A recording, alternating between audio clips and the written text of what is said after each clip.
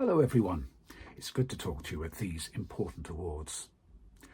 Over the last 3 decades, my work as a foreign correspondent for the BBC took me to just about every corner of the globe, often to some of the most troubled places on Earth.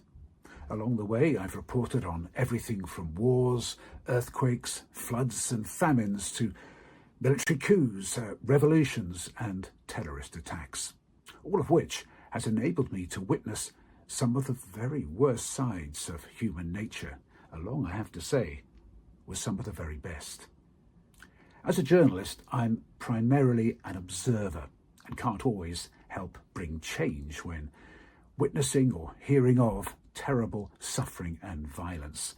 But what I can do is do my very best to draw attention to what I'm seeing and give voice to those whose trauma is not being heard. Women like Zawadi Mongane from Eastern DR Congo, who I first met back in 2007. She had been abducted along with nearly 50 other villagers by a brutal Rwandan militia force. Most of the people were tortured and butchered. Zawadi's brother was among those murdered. He was killed in front of her after he refused the abductor's perverse demands that he rape her. After a few days, only Zawadi and one other woman were left alive, though both were abused as sex slaves for weeks afterwards. Fortunately, she managed to escape. I met Zawadi and her 7-year-old daughter, Réponse, at a hospital for the victims of sexual violence in Eastern Congo. She'd never told her story before. Nobody there wanted to hear it because just about all the women had endured horrors of their own. Over a tearful 2 hours, Zawadi told her terrifying story.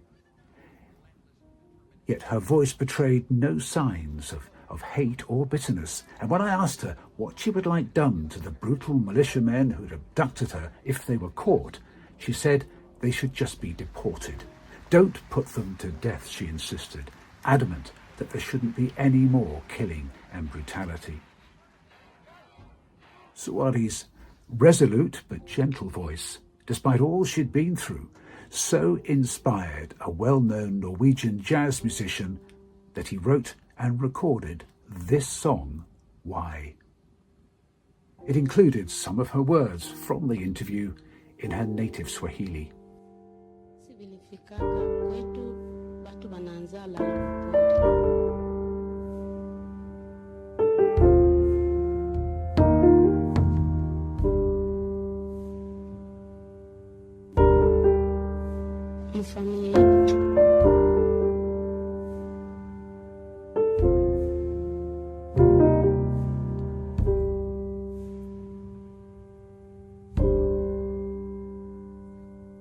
Wale wote walikuwa wanafikia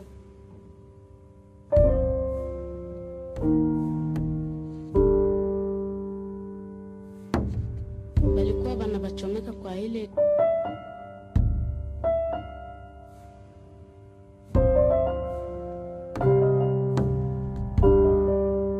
mie vile nifikiaka.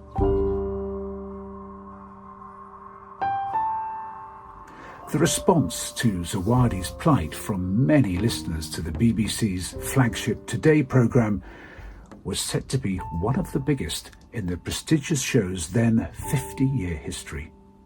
Envelopes packed with cash, along with other offers of help for Zawadi and her young daughter Réponse, who were then facing eviction, poured in. Thankfully, she had, at last, truly been heard. I went back to Congo to see her repeatedly over following years, and the change from a haunted, terrorized young mother to a woman who'd learned to live again was profound. I witnessed further proof that people around the world can care and relate to the plight of others thousands of miles away when I travelled to Ethiopia in 2002. The country was then in the grip of a terrible drought that was threatening to surpass even the one in the mid-1980s that's believed to have cost as many as 1 million lives.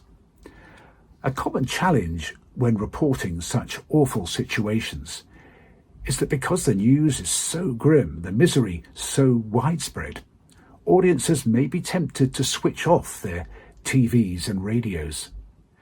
Many will think, what have all these horrors got to do with me? I've got problems of my own. I don't need to hear more from strangers I've never met thousands of miles away. But in the end, an 8-year-old boy called Theo Hadji cut through all that to people across the world. I interviewed Theo while accompanying a UN emergency team sent into Ethiopia's famine-threatened countryside to find the worst-hit areas. I told the clearly desperate young Theo, who was then the same age as my own son, that within 2 to 3 days, UN staff would be back with food. What he told me in a BBC radio interview moved people across the globe. Sitting on a rusty can a few yards away, an 8-year-old boy is drawing shapes in the dust with a small stone. A fly settles just under his left eye, but Fayo Hadji seems resigned to its presence, just like he is to the hunger that gnaws at his stomach. I know I'm going to die, and so are my brothers and sisters, because we are all so hungry. My brothers and sisters just stay in our home now. Do you really think you're going to die? Yes. What have your parents told you to make you feel better? They have told me that our cattle have died, our crops have failed, and they have nothing to give me. Don't you have any hope that food will arrive? No, I would prefer to die rather than keeping waiting for food. I prefer to die. That young child's words, saying he'd rather die than endure the gnawing, excruciating pains of hunger any longer, shamed the world into action. Tens of millions of dollars in aid was pledged by governments and individuals. This was no nameless official calling for help for a faraway land, but a young child who would rather die than carry on living in agony. Happily, as you can see from this photograph, young Theo and I were reunited the following year when I went back to Ethiopia to find out if he had survived.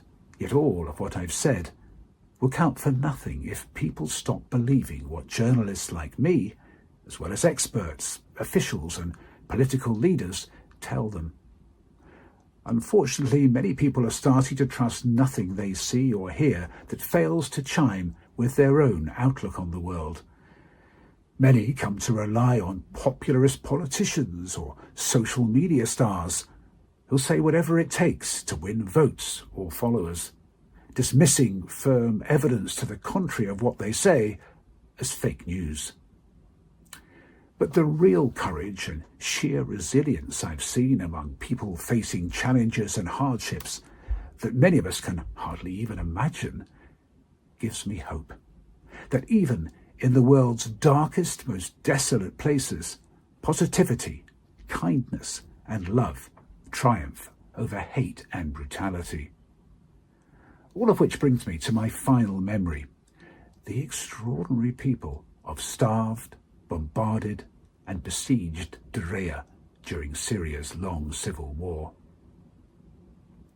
I first came into contact with residents there in 2015, after reading about how a group of them had somehow created a secret underground library filled with books that they'd rescued from bombed and abandoned homes in the town, which lies on the doorstep of the Syrian capital, Damascus. With the help of an Arabic-speaking colleague, I managed to make contact with one of the library's founders. He confirmed that this incredible story was true and told me how it came about. Given that the town was under siege, I obviously couldn't go there, but over the following 2 years, I managed to speak to him and others there via WhatsApp, whenever that is, they could get online. At that point, Derea which was then controlled by rebel fighters, had been under siege by Syrian government forces for more than a year. By the time all this finished, by the way, they were under siege for 4 years. Nobody could get out, and little or no food and other supplies could get in. As a result, those who'd remained there after the siege took hold were close to starvation, with little more than a cup of watery soup to sustain them each day, and that was only part of their nightmare. Army snipers hidden on the top floors of tower blocks that ringed the town would shoot at anyone who dared to walk the streets, and every day Syrian forces would shell Deraa while government helicopters dropped what were called barrel bombs on it. These were large, often wooden containers packed with explosives, concrete and nails, which sent deadly shrapnel flying in all directions when they exploded. Here's a chilling audio diary recorded and sent to me in 2016 by Abdul Basit, one of the Extraordinary Library's founder members. There is a plane over us right now. لكي يحتموا من هذا الدمار. Just listening to this sound tears at my heart. لحشة الله أكبر. Oh God. الله أكبر.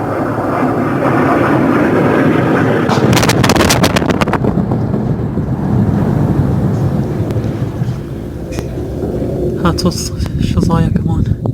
Now it's dropped its barrel bomb.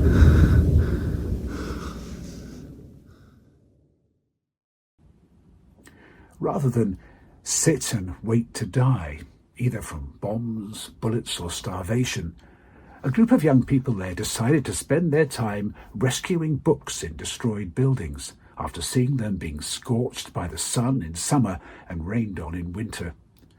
All were then taken through the town's bomb-blitzed streets to a makeshift basement library, which lay beneath a wrecked and crumbling tower block. In the end, they'd collected more than 15,000 books, ranging from collections of Arabic poetry and textbooks on philosophy, maths and civil engineering, to the works of Shakespeare, Agatha Christie and Voltaire. All housed in a basement room, they'd carpeted and lined with comfortable chairs, sofas and tables.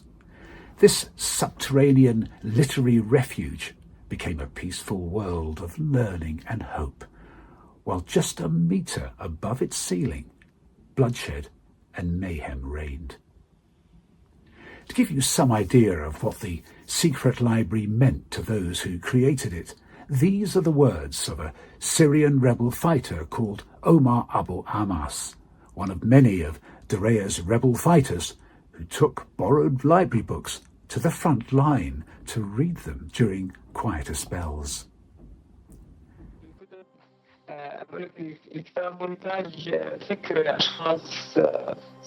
Books motivate us to keep going. We read how in the past everyone turned their backs on a particular nation, yet still that nation made it. So we can be like that too. In fact, you can read everything in books. Reading and educating yourself. They help us plan for life, for once Assad is gone. We want something better than Assad. We want to be a free nation. And hopefully, by reading, we can achieve this. Sadly, Omar was killed just a few days after saying those words. But his example, and those of his friends, of fostering hope for humanity during one of their country's darkest days, has been a massive inspiration to me. Many others have been moved and inspired too, since I told the story in both a radio documentary and later a book.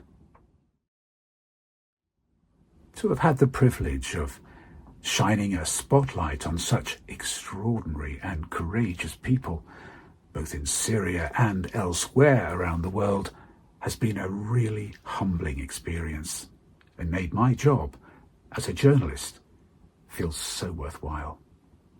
Thank you for listening.